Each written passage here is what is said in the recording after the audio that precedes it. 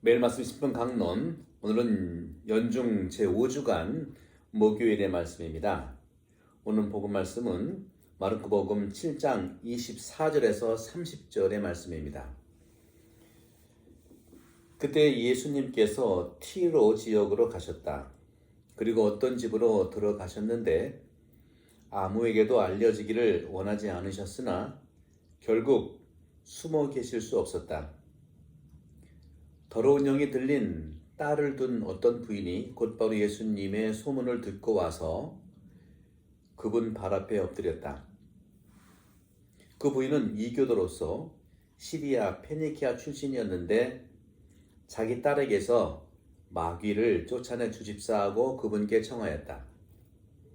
예수님께서는 그 여자에게 먼저 자녀들을 배불리 먹여야 한다. 자녀들의 빵을 집어 강아지들에게 던져주는 것은 옳지 않다 하고 말씀하셨다. 그러자 그 여자가 주님, 그러나 상 아래 있는 강아지들도 자식들이 떨어뜨린 부스러기는 먹습니다 하고 응답하였다. 이에 예수님께서 그 여자에게 말씀하셨다. 네가 그렇게 말하니 가보아라. 마귀가 이미 내 딸에게서 나갔다. 그 여자가 집에 가서 보니 아이는 침상에 누워있고 마귀는 나가고 없었다. 주님의 말씀입니다. 그리스도님 참미합니다. 네, 오늘 복음 말씀은 시리아 페니키아 여인의 딸을 치유해 주시는, 특히 구마해 주시는 그런 장면인데, 오늘 이 복음 말씀을 곰곰이 우리도 적용해서 한번 살펴봅시다. 주님께서 말씀하십니다.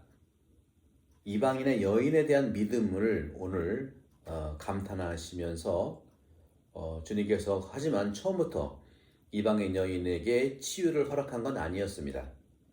오히려 예수님께서는 자녀들의 빵을 집어 강아지들에게 던져주는 것도 옳지 않다 하면서 그 이방인 여인을 강아지 취급한 거예요. 이런 점들을 가만히 보시면 예수님은 정말 어떤 분이실까? 어떤 생각을 하고 계시고 어떠한 삶을 살고 있는가? 여러분 보통 종교에서 영성가는 말씀을 드리는데 영성가가 누굽니까? 영성가라고 하는 것은 이웃사랑을 생활 속에서 평범하게 지속적으로 실천해가는 사람을 영성가라고 하는 것입니다. 한편 윤리가 또는 윤리신학자라고 우리가 누구를 그렇게 말할 수 있을까요? 영성가는 일상생활에서 이웃사랑을 실천하는 사람이고 윤리가, 윤리도덕가, 윤리신학자는 누구일까요?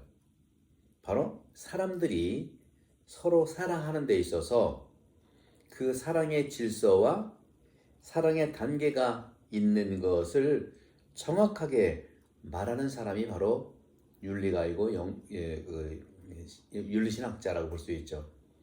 그렇다면 여러분들, 예수님은 영성가일까요? 윤리가일까요? 윤리를 예수님께서는 무시하시지 않습니다. 하지만 예수님은 영성가의 모습을 실제로 보여주고 계십니다. 아마 성경에서 바리사이들은 윤리가 이상의 그런 잣대로, 그렇죠? 사랑을 실천하는 데 있어서 하느님에 대한 사랑, 안식일 개정이라든가 손 씻는 거라든가 얼마나 많은 규정들을 곧이곧대로 보면서 그 질서와 단계가 있다는 것을 정확하게 알고 말하는 사람이었겠습니까? 그러면 신앙을 살아가고 있는 나는, 신앙을 살아가고 있는 우리 그리스도인들은 자유로운 사랑과 의무적인 사랑 사이에서 어떻게 행동하며 살아갑니까?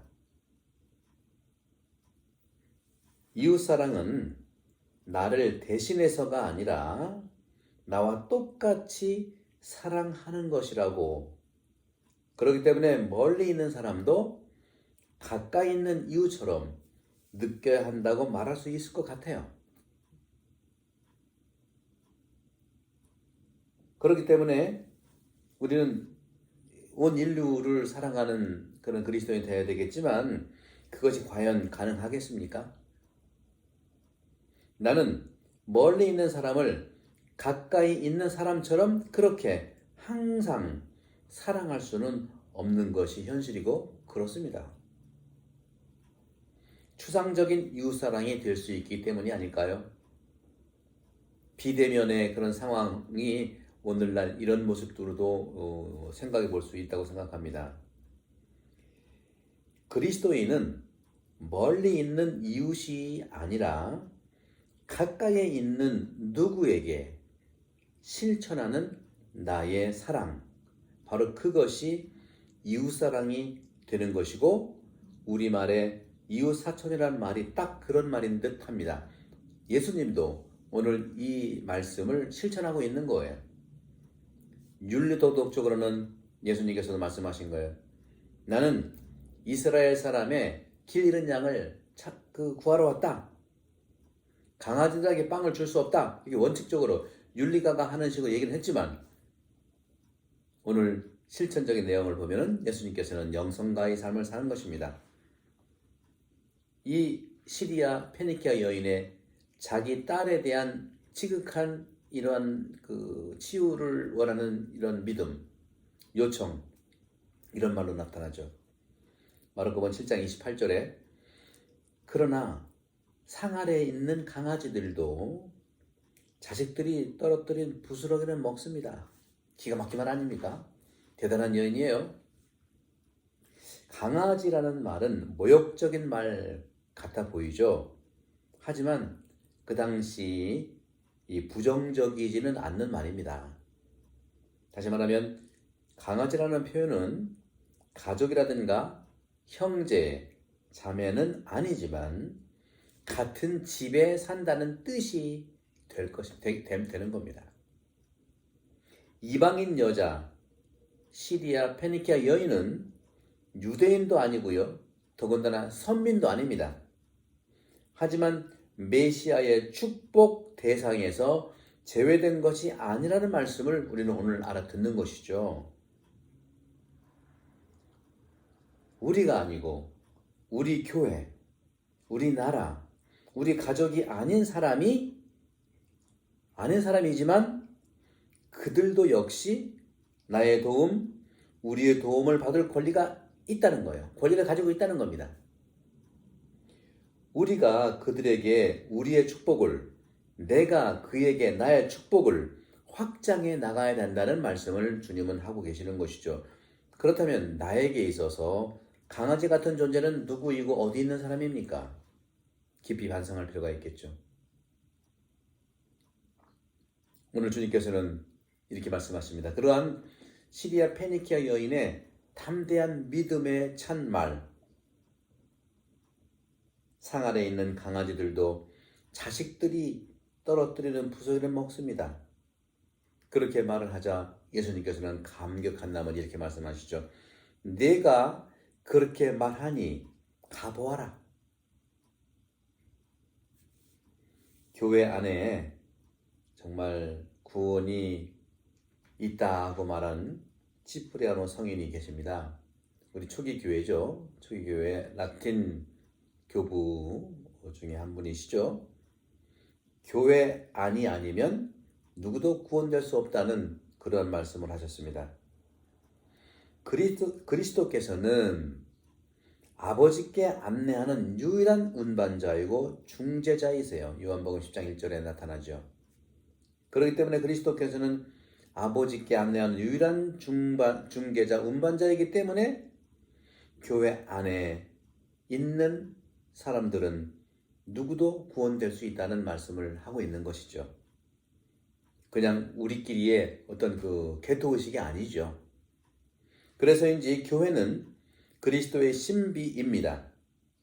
바로 이것이 우리가 고백하는 신앙입니다. 다시 말하면 그리스도의 몸에 속하는 것이 바로 신비이고 수덕이면서 바로 이 신비 안에서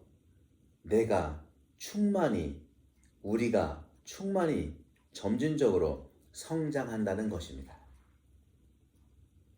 그런데 2차 바티칸 공의회는요, 1962년부터 1965년에 걸쳐서 이루어진 2차 바티칸 공의회죠. 이 공의회는 교회 일치죠. 교령이 여러 가지가 있는데 교회 일치의 교령을 통해서 선포한 다음과 같은 결정적인 사항을 가지고 있습니다. 바로 일치인데 일치를 한 가지만이 아니라 다양한 단계로 적용하고 있다는 것입니다. 다시 말하면 나와 다르지만 함께 한 걸음씩 앞으로 나가는 것이 하나가 되는 확장된 일치 개념이고, 이것이 바로 복음을 토대로 한 20세기에서 21세기 신학의 가치입니다. 오늘 복음의 주님이 보여주시잖아요. 나와 다른 존재지만, 다른 민족이지만, 유대인도 아니고 선민도 아니고 그렇지만 이스라엘 안에 사는 모든 사람들이 바로 그렇게 일치되고 확장된 일치 개념을 보여주신 것입니다. 복음은 베드로의 믿음을 고백합니다.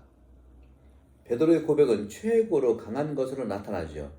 마태복음 6장 16절, 당신께서는 살아계신 하느님의 아들 그리스도이십니다. 더러운 영이 들린 딸을 둔 시리아 페니키아 출신의 이 부인은 자기 딸에게서 마귀를 쫓아내 달라고 예수님께 청하였습니다. 그런데 예수님께서는 자기들의 빵을 집어 강아지들에게 던져주는 것은 옳지 않다고 말씀하셨어요. 왜냐하면 예수님께서는 그 여자에게 먼저 자녀들을 배불리 먹여야 한다고 주장하기 때문입니다. 예수님의 이러한 구원관에서 기본적인 생각은 먼저 이스라엘의 잃어버린 양을 찾으러 왔다는 것이지만, 그 여자는 주님, 그러나 상 아래 있는 강아지들도 자식들이 떨어뜨리는 부스러기는 먹지 않습니까? 부스러기는 먹습니다 하고 응답한 것이죠. 여기에서 대단한 이웃 개념의 확장이 드러납니다. 본래 이스라엘 사람들은요, 유대인들은요, 이웃 개념은 이스라엘 사람만 이웃 개념으로 봤어요. 그리고 이웃이 아닌 이방인들, 이스라엘 사람이 아닌 사람들은 적이에요. 이웃이 아닙니다. 그런데 이것을 그대로 고수하지만 그래서 예수님께서도 이스라엘에서 길 잃은 양을 찾으러 왔다 하고 말씀하시지만, 오늘 페니키아 여인의 이런 믿음 고백에 따라서 확장되는 거예요. 어떻게? 이웃이라고 하는 것은 이방인들이 이웃은 아니지만 유대인들이 서로 이웃이고 한 민족이지만, 바로 이곳에서 이스라엘 안에서 살고 있는 이방인들도 이제는 이웃이라는 거예요. 따라서 이웃 개념이 확장되는 거예요. 이에 예수님께서는 그 여자에게 말씀하셨습니다. 내가 그렇게 말하니 가보아라. 마귀가 이미 네 딸에서 나갔다. 7장 29절이죠. 여기에서 예수님의 구마라든가 병치유 등에 대해서 말씀하시는 특징이 드러납니다. 네가 그렇게 말하니 가보아라. 또는 네 믿음이 너를 살렸다. 이렇게 예수님께서는 내가 너를 살린다, 나의 믿음이 너의 딸을 살렸다 하고 말씀하시지 않아요. 아마 사이비 교주나 이런 사람들이 자기 능력이라고 얘기하겠죠. 지금 복음 말씀 안에서 이방인의 여인의 믿음은 어떻습니까? 아마도 그녀는 그리스도, 그리고 그리스도의 사명에 대해서 이제는 어렴풋이 아는 것 같아요. 하지만 이렇게 약한 믿음이라 하더라도 믿음이 그녀를 구원한다는 것입니다. 믿음은 작든 크든 이 양의 문제가 아니에요. 믿냐 안 믿냐 질의 문제도 아니에요. 믿음만 있으면 됩니다. 겨자씨 같은 작은 믿음만 있으면 옮긴다고 그랬잖아요. 산을 옮긴다고 그랬잖아요. 따라서 신앙이 크든 작든 신앙만 있으면, 신앙 때문에 우리는 그리스도로부터 구원됩니다. 믿음은 하느님 나라의 선물이고 곧 그 나라에 참여하는 것을 허락받게 되는 선물이기 때문입니다. 그런데 많은 분들은 저는 믿음이 없어요, 신부님. 저는 믿음이 부족해요. 아는 것이 없어요. 믿음이 작아요. 이렇게 말하면서 그런 고백이 마치 겸손을 증명하듯이 자주 말합니다. 여러분, 그런 말은 이해하지만 그런 말이 부족하다는 그게 겸손이 아니에요. 부족하든 많든 믿으면 되는 거예요. 오늘 시리아 페니키아 여인 보세요. 어렴풋이 알지만 구원되잖아요. 중요한 것은 많이 가졌든 적게 가졌든 믿음에 확신이 있는 것이 중요합니다. 특별히 사제나 수도자들에게 이렇게 말하는 경향이 많아요. 저는 믿음이 약합니다. 잘 모릅니다. 약하고 적습니다. 오늘 복음에서 이방인 여인, 시리아 페니키아 여인은 그 믿음으로 초대를 받았습니다. 믿음은 크기의 문제가 아니고 존재의 문제. 믿음은 있냐 없냐, 내가 가지고 있냐 안 가지고 이 문제이지 양의 문제. 여러분들 너무 그렇게 낙담하지 마십시오. 오늘 복음을 통해서 우리 모두 희망찬 믿음 생활이 되기를 기도합니다. 성부와 성령 성령께서 여러분 모두를 강복합니다. 감사합니다.